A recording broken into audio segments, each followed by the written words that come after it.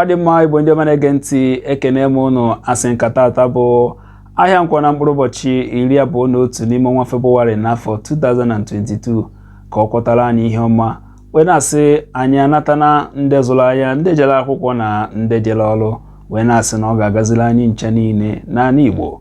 Wee na-asị unu na ọ ji n'ọkara gafee elekere 8 na-abụ na oge ruo mgbe anyị ji ewetara unu akụkọ ụwa.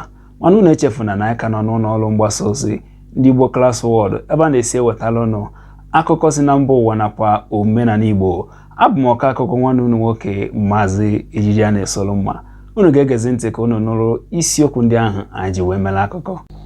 Na mpaghara ọwụwa anyanwụ mba Naịjirịa ka anyị na-enweta akụkọ si na ndị otu ahụ akpọrọ aha Igbo for Progressive and United Nationhood IPAN na hichafụ akatọ n'anya bụ mkpamkpa ndị oji egbe a na-ama aha ha bara n'ụbọchị Tuzdee n'ọnwa Febụwarị ka ọ gbachara mkpụrụ ụbọchị 15. A kwuru na anya bụ ndị oji egbe a na-ama aha ha wakporo nyaba ahịa ma gbuo ọtụtụ ndị na-ere ehi ma gbukwa ehi n'ime. Ya mere ndị Igbo Progressive and United Nationhood ayọọna ndị aka na-akwụ ụgbọ ọchịchị mpaghara ọwụwa anyanwụ ka ha jikọọ ọnụ wee mara ihe a ga-eme maka nke a, n'ihi na ọ bụrụ na agbachi nkịtị nyaba egwu ga-akarị ude ekwe.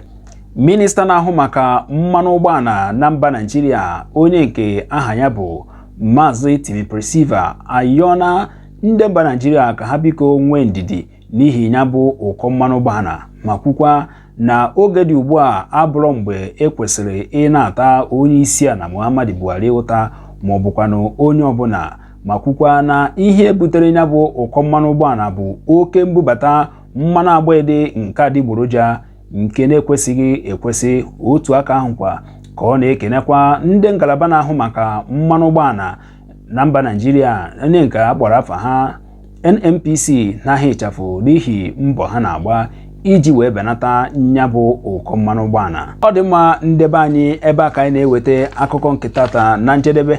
Unu echefuna na aka nọ n'ụlọ ọrụ ndị Igbo Klass ya bụ onwe ihe ọzọ ị chọrọ ịmata maka akụkọ ndị a makwanụ omenala Igbo, ịkpọtụrụ ụdị ụlọ ọrụ anyị, maka na a sị na akwụba anụ ọghịrịgha ka chọba nnụnụ ngọngọ ọnụ. Unu echefuna aka mbụ ọka akụkọ nwanne unu nwoke Maazị Ejiji a na-esolu mma. Asị m anyasị ọmanụ ka emesịanụ.